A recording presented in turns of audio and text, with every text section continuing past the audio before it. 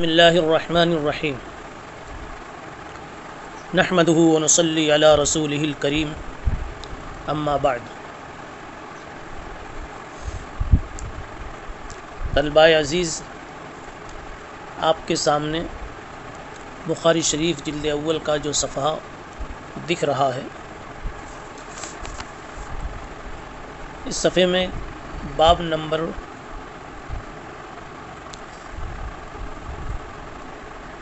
11 سے متعلق جو حدیث آئی تھی، اس کے اجزاء میں ایک اہم جز مسئلہ حدود پر گفتگو باقی تھی۔ حدیث حضرت عبادہ ابن صامت رضی اللہ تعالی عنہ کی ہے۔ ایک مرتبہ حدیث کا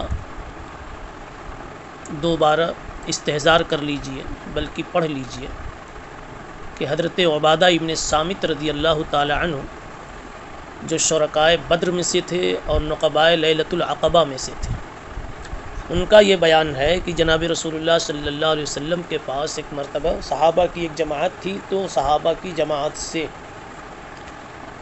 آپ نے فرمایا بایعونی، میرے ہاتھ پہ بیعت کر لو۔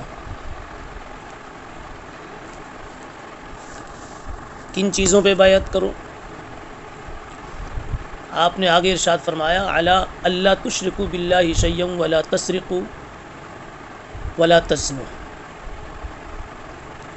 اللہ کے ساتھ شریک مت کرنا کسی چیز کو بھی، ولا تسرقوا ولا تزنوا ولا تقتلوا اولادکم، چوری نہ کرنا، زنا نہ کرنا، اولاد کو قتل نہ کرنا، ولا تأتوا ببہتان تفترونہ بین ایدیکم وارجلکم، بہتان تراشی نہ کرنا، ولا تعصوا فی معروف، اور کسی کار خیر میں کبھی معصیت مت کرنا۔ اب آگے فرمایا، یہاں سے آج کی گفتگو متعلق ہے، فمن وفا منکم فاجرہ علی اللہ، جس نے ان کاموں کو پورا کر کے دکھا دیا، ان شرائط پر پورا اتر کر اپنے کو کامیاب پیش کر دیا، اس کا ثواب اللہ کے ذمے ہے۔ ومن اصاب من ذلک شیئا، اور جس نے اس میں سے کسی گناہ کا ارتکاب کر لیا، اب اس کی پھر دو صورت، فعوقب فی الدنیا فہو کفارۃ لہ، دنیا ہی میں اس کی سزا ہو گئی تو یہ سزا اس کے لیے کفارہ بن گئی۔ ومن اصاب من ذلک، دوسری شکل یہ ہے کہ ومن اصاب من ذلک شیئا ثم سترہ اللہ فہو الی اللہ، جس نے ان میں سے کوئی جرم کر لیا، کوئی گناہ کر لیا، پھر اللہ نے اس کو چھپا دیا، پردہ ڈال دیا، یعنی وہ قاضی کی عدالت تک اس کا جرم نہیں پہنچنے دیا، اللہ نے پردہ داری فرما دی، پھر تو وہ اللہ کے حوالے ہے، اگر چاہے اس کو معاف کر دے، چاہے اس کو سزا دے۔ رسول اللہ صلی اللہ علیہ وسلم کی ان شرطوں پر عبادہ ابن صامت رضی اللہ عنہ کہتے ہیں کہ ہم سب لوگوں نے بیعت کی۔ اب مسئلہ یہ حل کرنا ہے اور سمجھنا ہے کہ حدود کی حیثیت کفارات کی ہے یا زواجر کی، یعنی ایک شخص کو دنیا میں ان جرائم میں سے کسی جرم کی کوئی حد نافذ کر دی جاتی ہے، کوئی سزا لگا دی جاتی ہے، تو یہ حد اس کے لیے آخرت کے عذاب سے بھی بچاؤ کا ذریعہ بن جاتی ہے، یا اس جرم کے ارتکاب پر آخرت کا حساب ابھی بھی باقی ہے، یعنی یہ سزا صرف دنیا کے اعتبار سے ہے یا دنیا اور آخرت دونوں اعتبار سے ہے، اس سزا کا اثر کیسا ہے۔ اگر سزا کا اثر دنیا اور آخرت دونوں جگہ نظر آوے کہ دونوں جگہ سے اب یہ بری الذمہ ہو گیا، دنیا میں بھی اس کی پٹائی ہوگی اس لیے رہا ہو گیا، اور آخرت میں بھی بے حساب ہو گیا، تو اس کو کہتے ہیں کہ حدود کفارات کی قبیل سے ہیں۔ جس طرح روزے میں کفارہ دے دیتا ہے، قسم توڑ کے کفارہ دے دیتا ہے، تو اس کے حساب سے آدمی بری ہو جاتا ہے، تو کیا یہ حدیں لگ جاویں تو ان حدوں کے لگ جانے کے بعد آخرت کا حساب بھی ختم ہو جاتا ہے یا آخرت کا حساب ابھی باقی ہے؟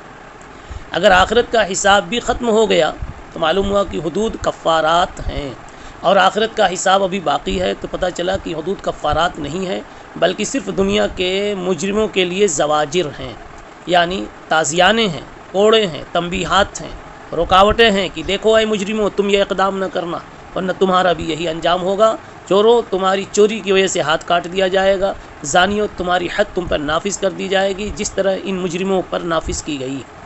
تو اب مسئلہ متعین ہوا اور سوال متعین ہوا کہ لگنے والی حدود کفارہ بن جاتی ہیں یا یہ کہ صرف زواجر کی حیثیت۔ ایک بات اور یہاں یاد رکھ لیں کہ اس سوال کو کبھی اس طرح بھی پیش کرتے ہیں کہ نافذ کی جانے والی حدیں، نافذ کی جانے والی سزائیں یہ سواتر ہیں یا زواجر، یعنی حدود کفارات ہیں کی جگہ پر سواتر کا لفظ بولتے ہیں کہ یہ حدود سواتر ہیں یا زواجر، اور کبھی کہتے ہیں کہ یہ حدود کفارات ہیں یا زواجر۔ تو کفارہ کہیں یا سواتر کہیں، دونوں صورت میں حاصل ایک ہی ہے اور اس کی تقریر ابھی آپ کے سامنے پیش کی گئی۔ اب مسئلے کو حل کیجئے کہ اس دنیا میں لگنے والی حدود کا کیا مقام ہے، وہ از قبیل کفارات ہیں یا از قبیل زواجر ہیں؟ مسئلہ مختلف فی ہے۔ محدثین کی ایک بڑی جماعت جن میں حضرت مجاہد، زید ابن اسلم، سفیان ثوری، امام شافعی، امام احمد ابن حنبل، امام بخاری رحمہم اللہ جیسی شخصیات، ان کی رائے یہ ہے کہ یہ حدود کفارات ہیں۔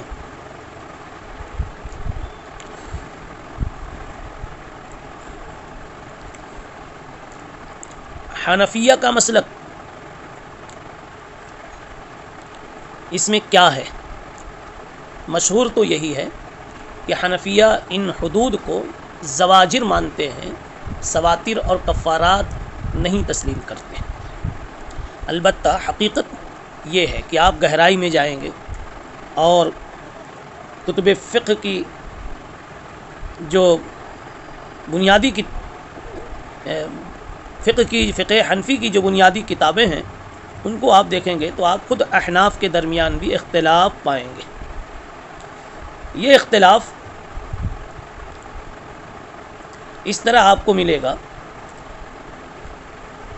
کہ علامہ ابن حمام نے فتح القدیر میں، اور پھر علامہ ابن نجیم نے بحر رائق میں، اور علامہ علاء الدین حسکفی نے در مختار میں لکھا ہے کہ حدود ہمارے یہاں کفارات اور سواتر نہیں ہیں بلکہ صرف زواجر ہیں، یعنی آخرت کا حساب ابھی باقی ہے۔ بعض لوگوں نے کہا احناف میں سے مثلا صاحب ہدایہ نے کہ حدود میں دو فائدے، ایک فائدہ ہے کہ حدود زواجر ہیں، دوسرا فائدہ ہے کہ سواتر ہیں۔ البتہ پہلا مقصد مقصد اصلی ہے، دوسرا مقصد مقصد ضمنی ہے۔ یعنی مقصد اصلی تو زواجر ہونا ہے، زجر ہے، جس کو صاحب عنایہ نے اس طرح فرمایا ہے، انزجار اما یتضرر به العباد۔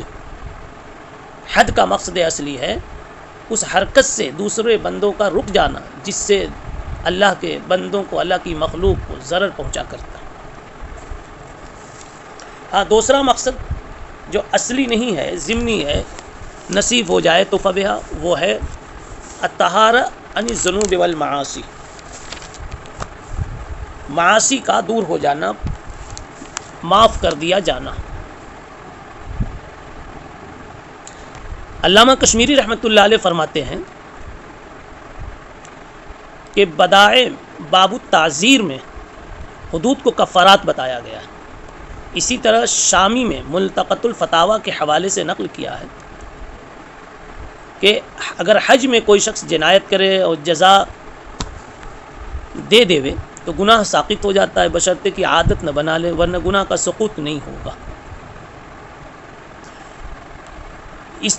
ان دونوں عبارتوں سے یہ معلوم ہوتا ہے کہ گویا یہ کفارات ہیں۔ علامہ کشمیری فرماتے ہیں فیض الباری میں، فیض الباری ہی وہ کتاب ہے شاہ صاحب کی، کہ جس میں شاہ صاحب کی تحقیقات عمیقہ پیش کی گئی ہے. مشکل مقامات کے جوابات وہاں آپ کو ملیں گے. حضرت فرماتے ہیں لم يتحقق عندي ما مذهب الحنفیۃ بعد. میرے نزدیک اب تک یہ بات محقق نہیں ہو سکی کہ حنفیہ کا اس سلسلے میں مذہب کیا ہے. اس کی وجہ یہ ہے کہ بات تو لکھتے ہیں کہ یہ سواتر ہیں، بعد لکھتے ہیں زواجر ہیں، لیکن خود امام ابو حنیفہ اور صاحبین رحمہم اللہ سے اس میں کوئی صراحت منقول نہیں ہے. بہرحال یہ تسلیم کر کے چلیں کہ حنفیہ کا رجحان اسی طرف ہے کہ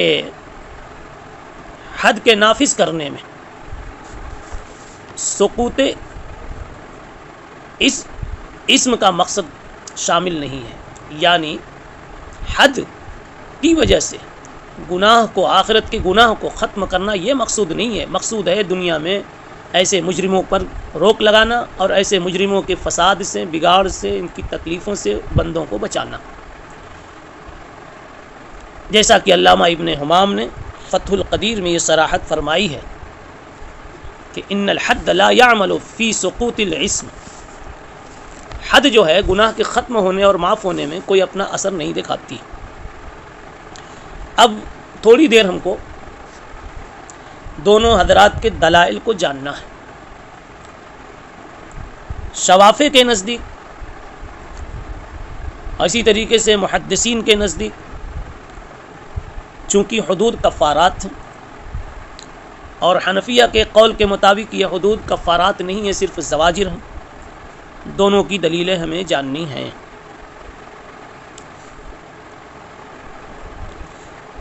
شوافع کے بھی کئی دلائل ہیں اور احناف کے بھی کئی دلائل ہیں، بلکہ دلائل پر دلائل ہیں. اور پھر احناف نے شوافع اور محدثین کے دلائل کے جوابات بھی دیے، اور ہر دلیل کا صحیح مفہوم، یعنی ہر حدیث کا یا ہر آیت کا جو بھی ان کے پاس دلیل ہے اس کا صحیح محمل بتایا ہے اور صحیح اس کی تشریح فرمائی ہے. دونوں کے مسلک کے واضح ہو جانے کے بعد اب دونوں کے دلائل کو سمجھنا ہے، لیکن اگلے درس میں، اگلی مجلس میں انشاءاللہ دونوں کی دلیلیں اور پھر دونوں کا موازنہ سمجھنے کی کوشش کریں گے. سبحان اللہ و بحمدہ، سبحان اللہ العظیم.